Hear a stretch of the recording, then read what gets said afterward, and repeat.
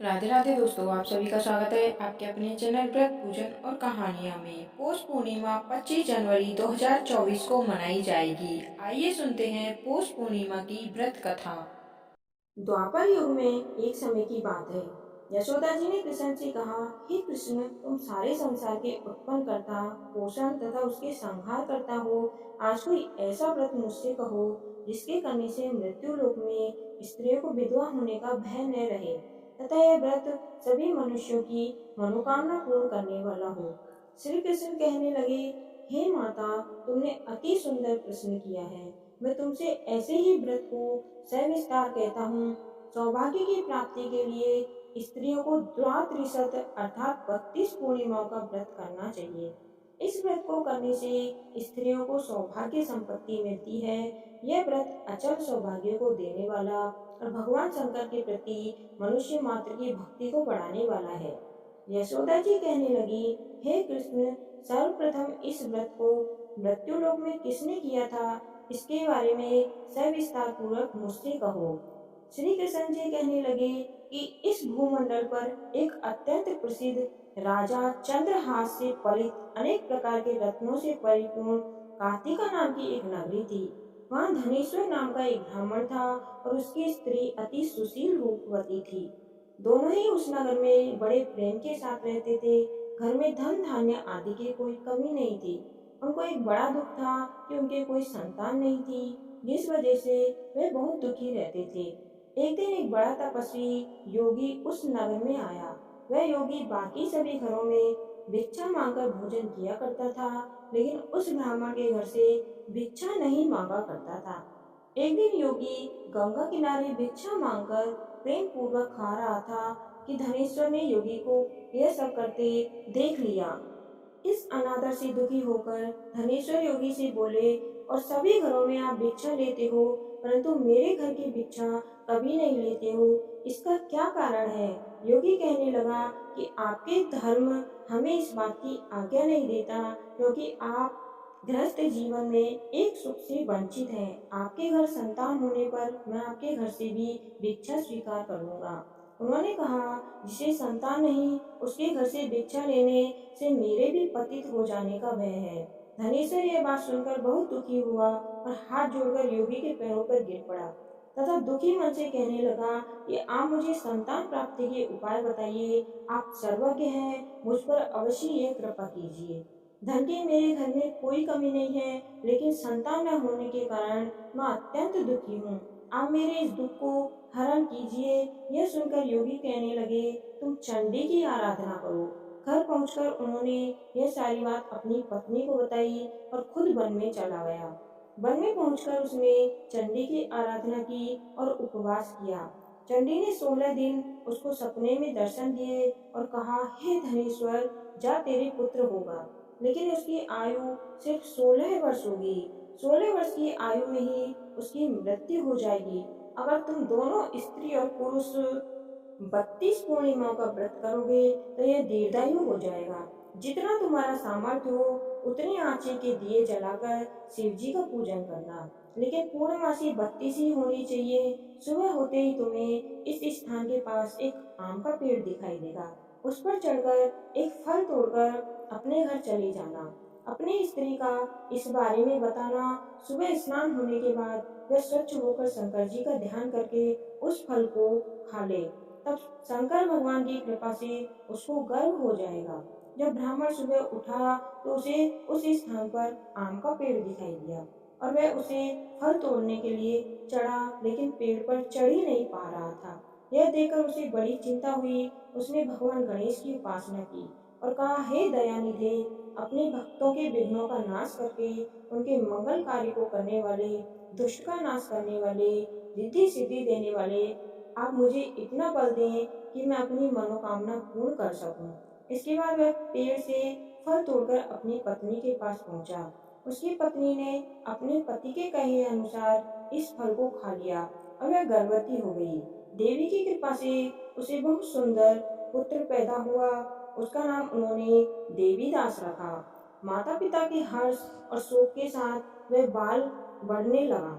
भगवान की कृपा से बालक बहुत ही सुंदर था। सुशील, पढ़ाई लिखाई में भी बहुत ही निपुण था। दुर्गा जी के कथनानुसार उसकी माता ने 32 पूर्णमासी का व्रत रखा। जैसे ही 16वां वर्ष लगा, दोनों पति पत्नी बहुत दुखी हुए। कहीं उनके पुत्र की मृत्यु न हो जाए। उन्होंने सोचा कि अगर उनके सामने ये सब हुआ तो वे कैसे देख पाएंगे। तभी उन्होंने देवीदास के मामा को बुलाया और 1 वर्ष के लिए देवीदास को काशी पढ़ने के लिए भेज दिया। 1 वर्ष के बाद उसे वापस लेकर आ जाना। देवीदास अपने माता के साथ एक घोड़े पर सवार होकर चल दिया। उसके मामा को यह बात पता नहीं थी। दोनों पति पत्नी से 32 पूर्णमासी का व्रत पूरा किया। दूसरी तरफ मामा और भांजा दोनों रात गुजारने के लिए रास्ते में एक गांव में रुके। उस दिन उस गांव में ब्राह्मण की कन्या का विवाह होने वाला था। जिस धर्मशाला में वर और बारात के बाकी लोग रुके हुए थे, उसी धर्मशाला में देवीदास और उसका मामा ठहर गए। उधर कन्या को तेल आदि चढ़ने के बाद जब लग्न का समय आया तो वर की तबीयत खराब हो गई। वर के पिता ने अपने परिवार वालों से विचार विमर्श करके कहा कि यह देवीदास मेरे पुत्र जैसा ही है, मैं इसके साथ लगन करा दूं और बाकी बाद में सारे काम मेरे बेटे के साथ पूरे हो जाएंगे। ऐसे कहने के बाद वर के पिता देवीदास को मांगने के लिए उसके मामा के पास गए। उन्होंने सारी बात बताई। मामा ने कहा कि कन्यादान से जो कुछ भी मिलेगा वो हमें दे दिया जाएगा। वर के पिता ने बात स्वीकार कर ली। इसके बाद देवीदास का विवाह कन्या के साथ संपन्न हो गया।